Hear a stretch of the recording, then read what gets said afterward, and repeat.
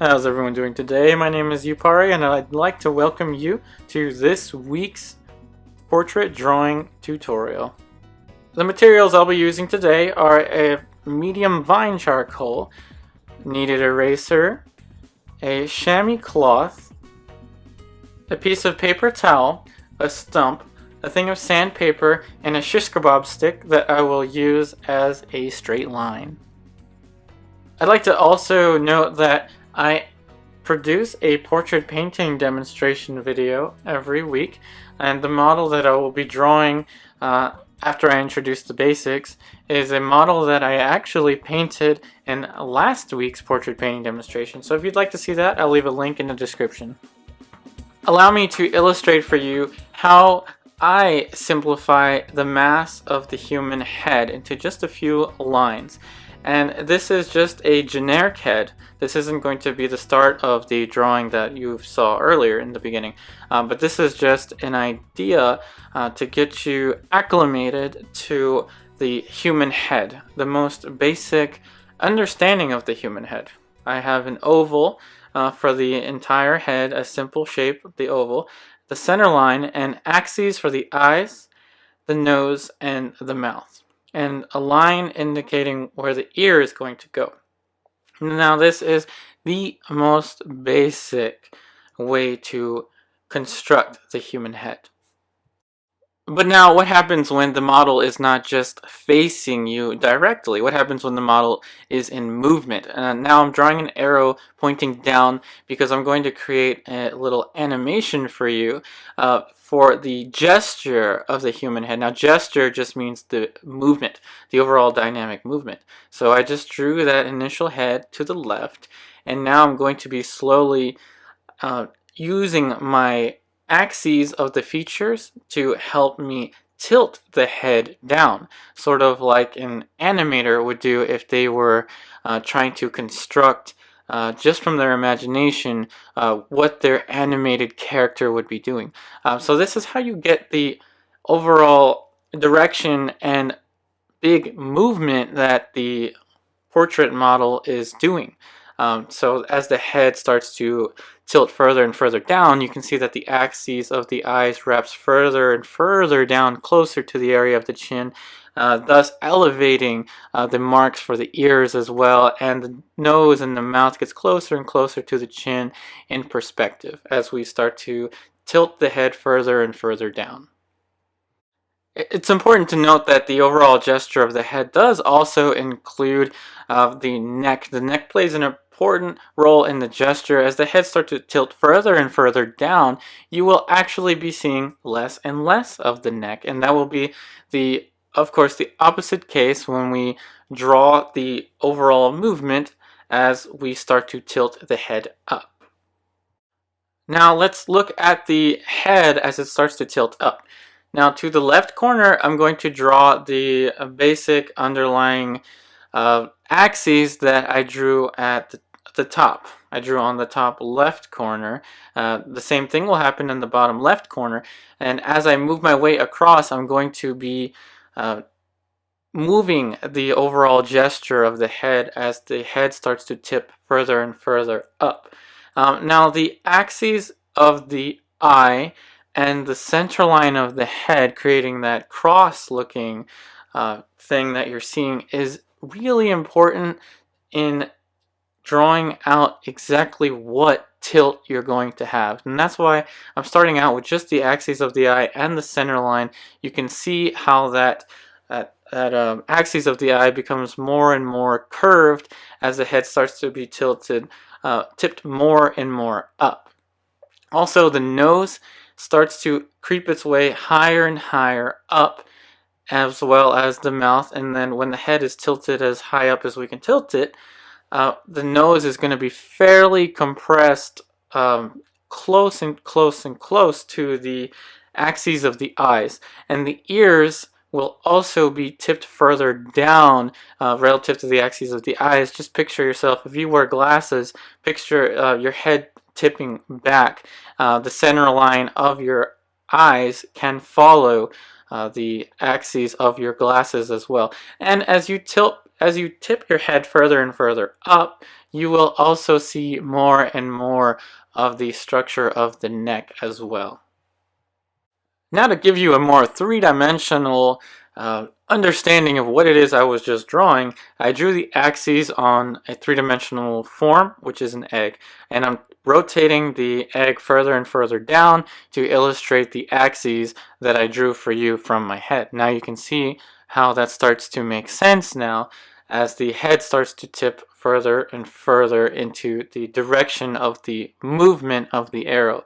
You see the compression, you see how the curve starts to look even more curvy for the axes of the eyes as it wraps around the egg in perspective.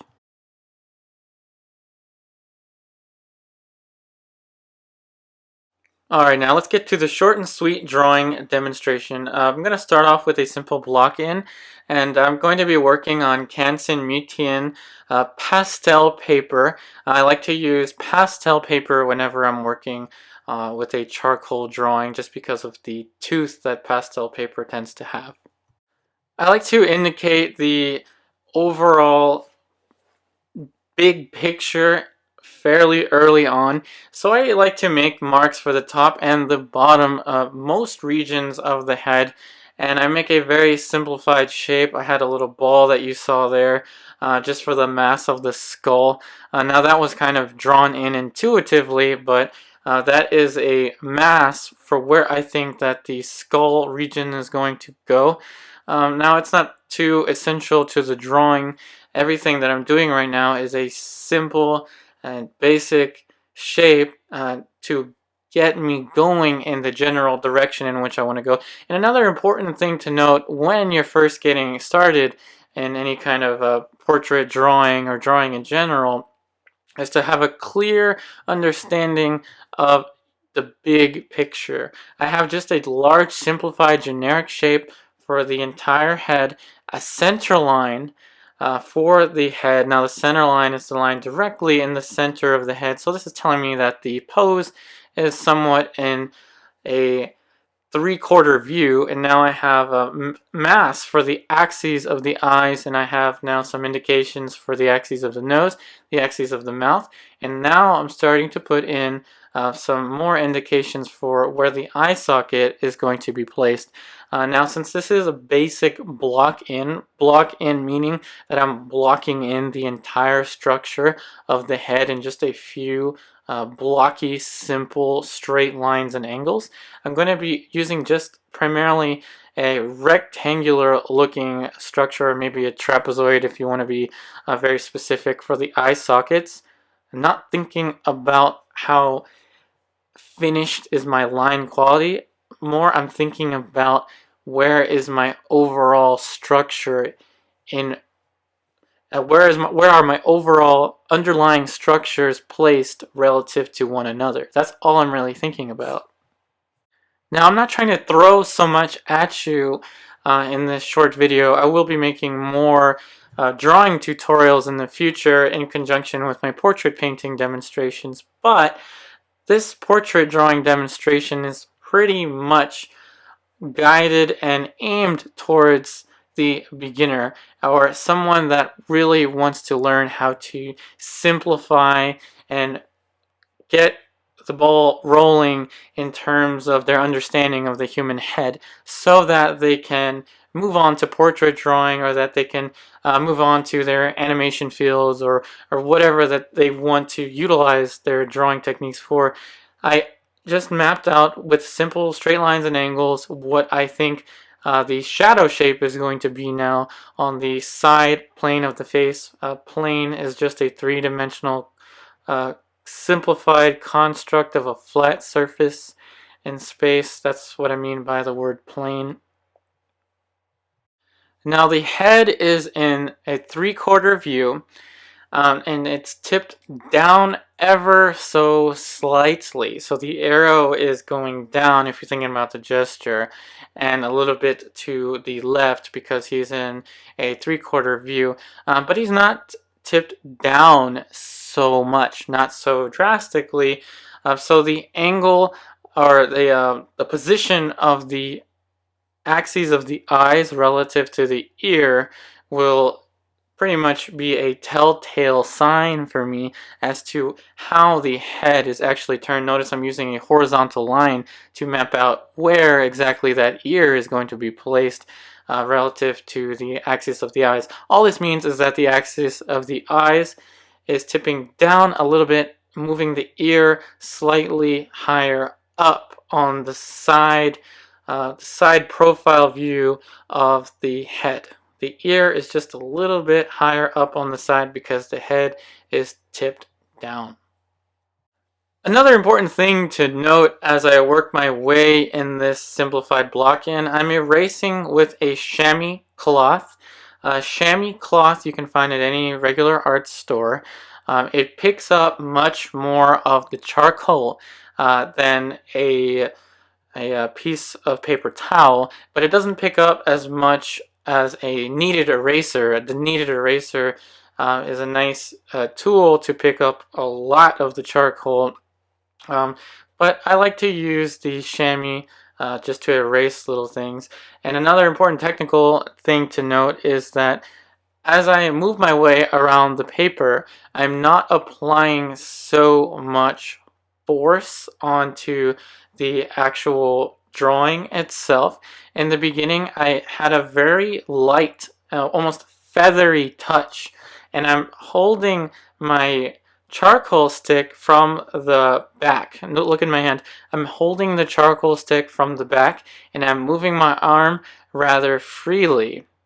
Now I'm going to be using a vertical line just to check my distance from the center line of the eyes to the chin, and from the center line of the eyes to the chin relative to the center line of the eyes to the top of the head. That's all I was checking there.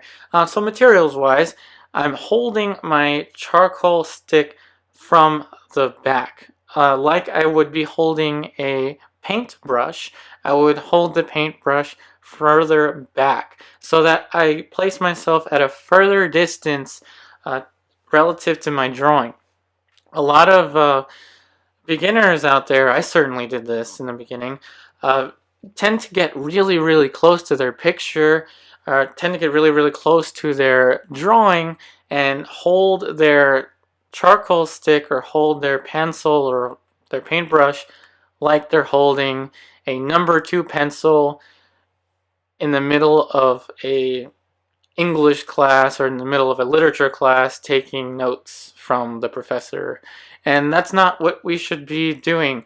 Now that can work for some folks, but in general that doesn't work for me. I like to hold the charcoal stick from the back and keep myself at arm's length from the drawing. So now I'm going to be going into values. I blocked in the light and shadow shapes after I finished a simplified mass for the block-in of the head, and now I put in just a little half tone.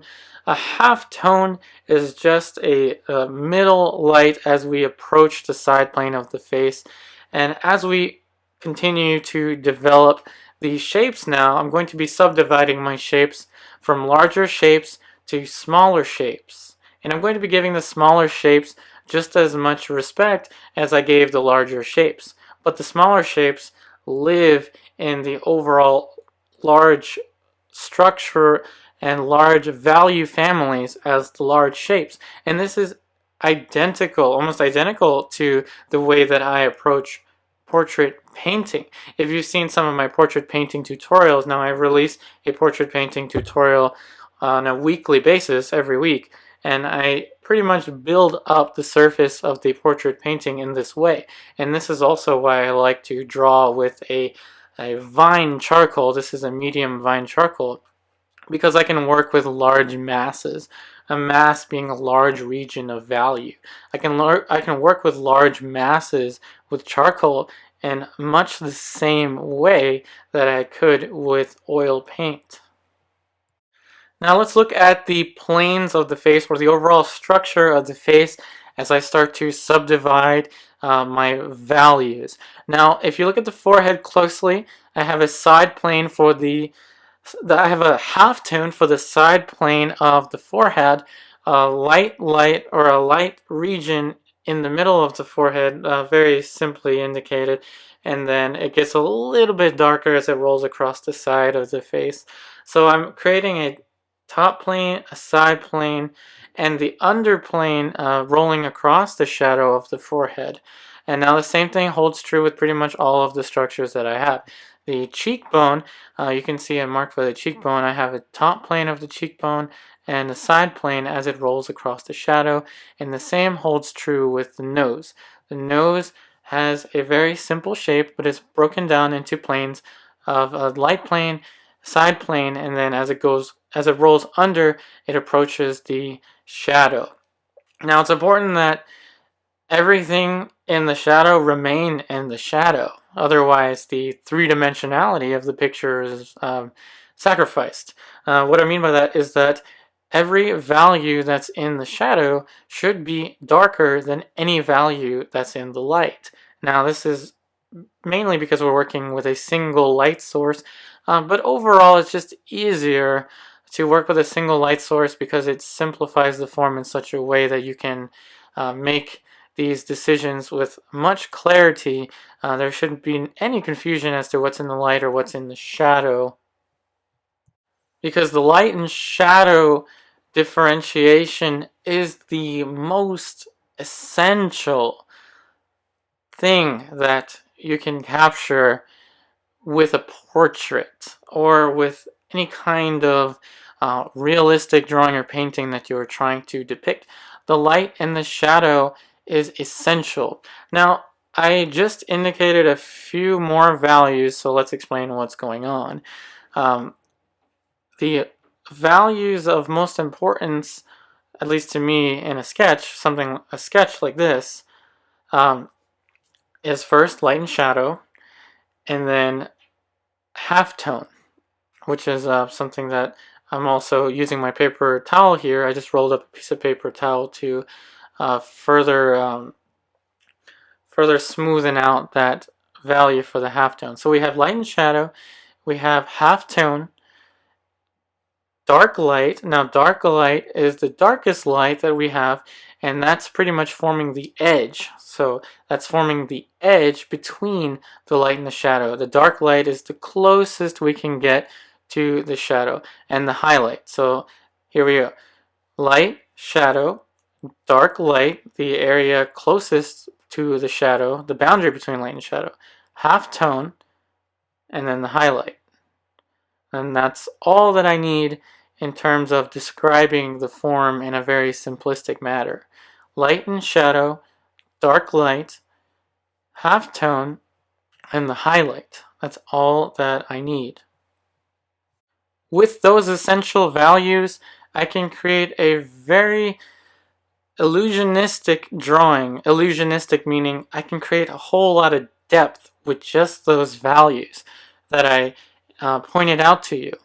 And now this video is only meant to introduce to you the basics and then introduce to you a simplified portrait drawing tutorial. Now I'm going to be creating more in-depth portrait drawing videos in the future in conjunction to my portrait painting demonstrations, but that's it for this week's portrait drawing demonstration.